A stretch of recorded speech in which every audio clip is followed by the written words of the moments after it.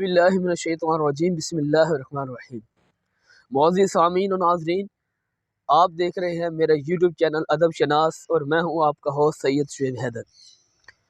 नाज़रीन, हमारे YouTube channel का ये सबसे पहला व्लॉग है और हम इस व्लॉग की इब्तिदा तिलावत कुरान पाक से करने जा रहे हैं। बिस्मिल्लाहिर्रहमानिर्रहीम।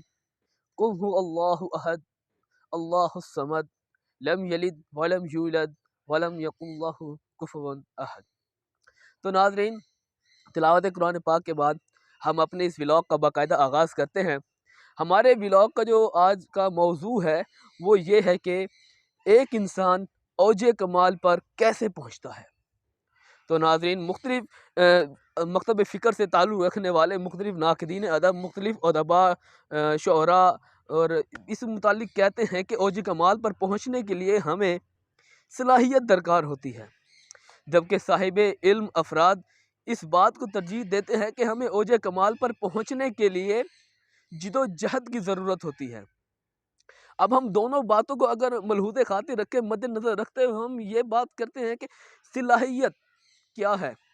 रब ताला ने हर मुसलमान को, हर इंसान को, ये हमारे दीन के मुताबिक बात दुरुस्त है, 100% है कि रब ताला ने हर इंसान को किसी न किसी सलाहियत से नवाजा है। कोई इंसान ऐसा नहीं है जो निकम्मा हो, नाकारा हो, वो बस उसको अपनी सलाहियतों की पहचान की ज़रूरत है। सलाहियतों की पहचान कैसे होगी? जिदोजहद के ज़रिए होगी। जब इंसान जदोजहद करेगा, उसे अपने सलाहियतों की पहचान होगी, उसकी सलाहियतों की आशनाई हासिल होगी, तभी वो औजे कमाल पर पहुँच सकता है।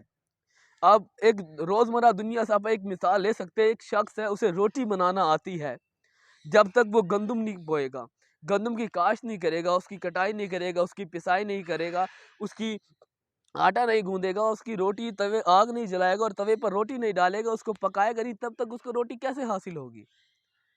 एक जिद्दोजहद होती है, एक सिनेरियो होता है और एक तरतीब होती है।